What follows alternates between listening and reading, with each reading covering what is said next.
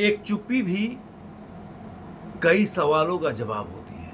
और ये बात जो है मोदी जी का लक्षद्वीप में जो उन्होंने लक्षद्वीप के टूरिज़्म के प्रमोशन के लिए जो फ़ोटो शूट कराया था और वहाँ पे एक उनका फ़ोटोग्राफ्स है कि जिसमें वो कुर्सी पे बैठे हुए हैं और समुद्र की तरफ देख रहे हैं। मैं उस बात पे बोला मैं इसको लेकर दोस्तों इतना सोशल मीडिया पे इतना ज़्यादा ट्रेंड कर रहा है और इतना बवाल मचा हुआ है कि आज के टाइम में बोल सकते हैं कि मालदीव की पूरी इकोनॉमी ध्वस्त होने के कगार पे है।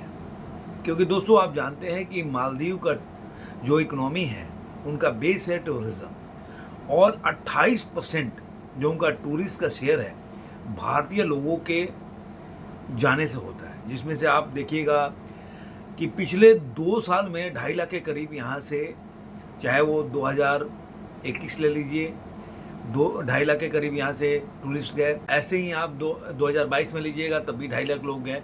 अभी तक दिसंबर में 2023 में करीब 1.5 लाख के करीब यहाँ से टूरिस्ट जा चुके हैं। लेकिन ऐसा क्या हुआ जिससे मालदीव और भारत के रिश्तों में विवाद हो गया? अब हुआ क्या कि मालदीव के कुछ 3 मंत्री जो बोल सकते हैं बेवकूफ़, जिसको मैं बोल नहीं सकता उन शब्दों का, जो इंडिया टुडे के अपने एंकर हैं शिव अरोड़ा, उन्होंने एक शब्द का प्रयोग किया, मैं बोलना नहीं चाहता। उनकी वजह से मालदीव और भारत के रिश्ते ऐसे मोड़ पे आ गए हैं जिसको कभी मालदीव ने सोचा भी नहीं था कि ऐसा रिएक्शन का सामना करना पड़ेगा और उसका रिएक्शन ऐसा होगा कि उनकी पूरी आर्थिक स्थिति चरमरा जाएगी। अभी अभी जो वहाँ के जो इब्राहिम मोइज़ी प्रेसिडेंट चुने गए थे, उनका छुपा नहीं है, उनका चाइना से रिश्ते काफ़ी प्रगाढ़ हैं, जिसकी वजह से उन्होंने अपने चुनावी कैंपेन में चलाया था कि इंडिया आउट। लेकिन उनको पता नहीं था कि आगे क्या होने वाला है। मोदी जी अभी लक्षद्वीप गए थे, वहाँ पे उन्होंने फ़ोटो शूट कराया और उन्होंने बोला कि लक्षद्वीप में आइए, काफ़ी ऐसे बीचेज हैं, और एक्सप्लोर इंडिया करके उन्होंने डाला। उन्होंने यहाँ पे कहीं भी मालदीव का नाम नहीं लिया, लेकिन कहते हैं ना कि तीर सही निशाने पे लगा। और ये मालदीव के जो लीडर थे वो उससे तिलमिला गए, मिर्ची लग गई। उन्होंने क्या किया कि पीएम मोदी के खिलाफ ट्वीट किया, भारत के लोगों के खिलाफ ऐसे ट्वीट किए कि जैसे कि भारतीय लोग जो वहाँ पे हैं लक्षद्वीप में, वहाँ बदबू आती है, इस तरह के मतलब एब्यूजिव लैंग्वेज यूज किए, जिसकी वजह से भारत के लोगों ने एक साथ ऐसे खड़े हो गए पीएम मोदी के पीछे कि आप क्या स्टार हो, फिल्म स्टार की बात कह रहा हूँ, क्या क्रिकेट स्टार हो, क्या पब्लिक है। आपको बिलीव नहीं होगा कि मैं सुबह सुन रहा था कि 5,000 तक जो होटल बुकिंग है कैंसिल हो गया और 2,500-3 हज़ार तक फ्लाइट कैंसिल हो गया। लेकिन ये 2 घंटे के बाद 10,000 के करीब चला गया। और कई लोग तो ऐसे ट्वीट कर रहे हैं कि उनको कैंसिल कराने में 50,000 का घाटा हो रहा है। उन्होंने स्क्रीनशॉट डाला, फिर भी लोग देश के लिए कह रहे हैं कि देश से बड़ा कुछ भी नहीं है, और उन्होंने फिर भी कैंसिल कराया।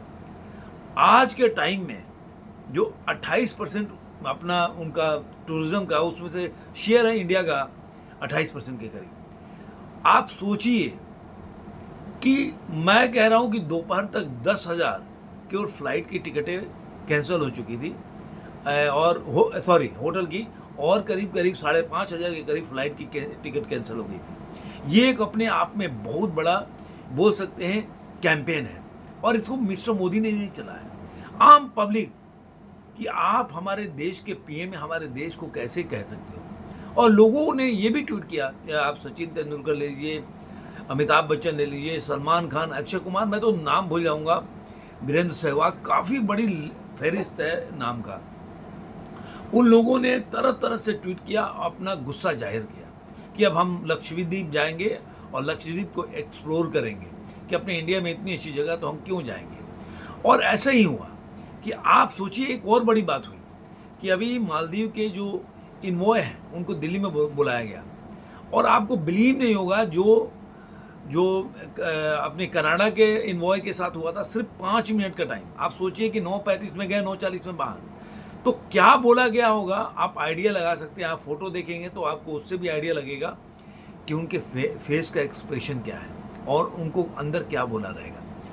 पहले तो उनके जो इब्राहिम मोदी हैं, जो उनके प्रेसिडेंट हैं, उन्होंने बोला कि नहीं, ये तो उनका व्यक्तिगत मामला है। जब शुरू में जब स्टार्ट हुआ है, जब इसके खिलाफ रोष जब उठने लगा, तो उन्होंने नहीं सोचा था इतना बड़ा एक मुद्दा बन जाएगा। तो उन्होंने बोला जो उनका व्यक्तिगत मामला है, लेकिन देखा कि अरे यार, ये तो मामला बढ़ता जा रहा है और इतनी कैंसिल हो रही है और इनकी इकोनॉमी पे असर हो रहा है। तो उन्होंने बोला, तीनों के तीनों मंत्री को उन्होंने निकाल बाहर किया। उसके अलावा उनके जो आप बोल सकते हैं कि उनके इब्राहिम साहिब हैं, वो पहले विपक्षी दल के लीडर हैं, उनका मोदी का फोटो भी है। उन्होंने तो बहुत उनको लताड़ लगाई कि मतलब भारत के साथ ऐसे रिश्ते हैं, जिन्होंने कोरोना में हो गया, जब पानी की जरूरत थी तो पानी पहुंचा के भारत ने मदद किया, बिना सेल्फ कोरोना फ्री में दिया गया उनको। उसके साथ ऐसा व्यवहार, उनके लोगों के साथ ऐसा व्यवहार करके आखिर वहाँ के प्रेसिडेंट क्या करना चाहते हैं। तो सब मिला जुला के इस समय मतलब आप कह सकते हैं कि मालदीव के पब्लिक से लेकर और वहाँ के प्रेसिडेंट तक थर थर काँप रहे हैं। चाहे वो अभी जा रहे हैं चाइना जा रहे हैं, उनके विजिट है, वहाँ पे राष्ट्रीय विजिट है, लेकिन सारा दिमाग फेल हो गया उनका। अब आपको बिलीव नहीं हो, 400% सर्च में पूरे वर्ल्ड वाइड, केवल इंडिया की बात नहीं कह रहा हूँ, लक्षद्वीप को सर्च किया जा रहा है। ये है पावर है मिस्टर मोदी का, जो अपने पीएम है, उनका पावर है कि एक बार जिस चीज़ को कोई मार्केटिंग की जरूरत नहीं है, केवल उन्होंने फोटो खिंचाया और लोग सर्च करने लगे। और इससे मालदीव इतना घबराया हुआ कि मतलब हाथ जोड़ के खड़ा है। लेकिन ये लड़ाई अभी रुकने वाली नहीं है और ये बहुत बढ़िया हुआ।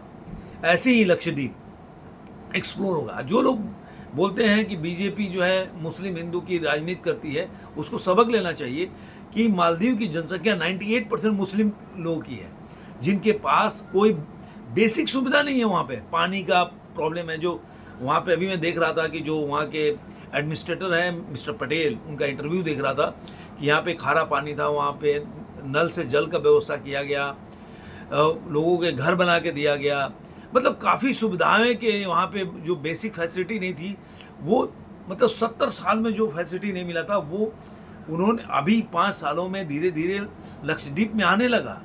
और काफ़ी बड़ा, आप जाकर उनका इंटरव्यू देख सकते हैं। सबसे बड़ी बात है कि आप देखिए, जो सबसे पहले जो ईजी ट्रिप के जो फाउंडर है, को फाउंडर प्रशांत पिट्टी, उन्होंने सारे होटल बुकिंग और फ्लाइट कैंसिल कर दिया। बोला कि अपने देश के खिलाफ जो खड़ा है उसके साथ हमें नहीं खड़ा है।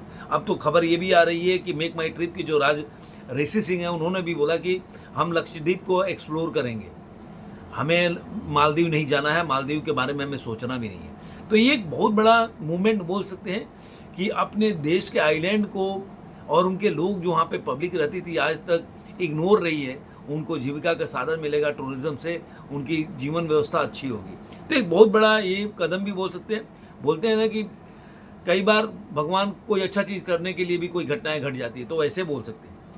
अभी आप देख सकते हैं कि भारत की बढ़ती हुई पावर क्या है। सोमालिया में कुछ जो बोल सकते हैं समुद्री लुटेरों ने जहाज पे कब्जा कर लिया, उसमें भारत के 21 लोग थे। अपने मार्कोस के टीम ने 2000 किलोमीटर जाके सारे को बचाया, उसमें दूसरे देश के नागरिक भी थे, उनको भी बचा के लाया, वो वहाँ भाग गए। आप सोचिए भारत का पावर देखिए। और मैं दूसरा एक और चीज़ आपको बता रहा हूँ, अभी एक किताब आया, अजय विसारिया वहाँ पे पहले जब अभिनंदन के टाइम में, जब अभिनंदन को उन्होंने पकड़ लिया था, उस समय वहाँ पे थे, काम करते थे अपने भारत के उच्चायुक्त में अजय विसारिया। उन्होंने एक बुक लिखा एंगर मैनेजमेंट। उसमें उन्होंने लिखा है कि किस तरह इमरान खान कोई बड़े दिल से नहीं, डर के मारे अभिनंदन को छोड़े, घबराए हुए थे, रात रात भर जगते थे और मिस्टर मोदी जो अपने पीएम है उनको फ़ोन लगाते थे। और यहाँ पे लोग बोलते हैं कि अरे यार भारत कुछ नहीं कर पाता, एक नैरेटिव चलाते हैं। तो इन चीज़ों से सीखना चाहिए कि भारत आज के टाइम में बढ़ता हुआ पावर है, जिसको वर्ल्ड वाइड में कोई भी इग्नोर नहीं कर सकता। आपने पुतिन का इंटरव्यू अभी सुना होगा कि उन्होंने बोला कि अभी प्राइम मिनिस्टर मोदी को आप मतलब मैनिपुलेट नहीं कर सकते, आप कोई ज़बरदस्ती कोई चीज़ मनवा नहीं सकते। ये एक बहुत बड़ी बात है कि मतलब रसिया जैसे देश के अगर राष्ट्रपति ऐसा बात बोल रहा है तो अपने आप में बहुत बड़ा गौरव की बात है और ये सबको सोचना चाहिए। आपको ये वीडियो कैसा लगा जरूर कमेंट बॉक्स में बताइए। फिर मिलेंगे किसी और वीडियो में, तब तक के लिए धन्यवाद।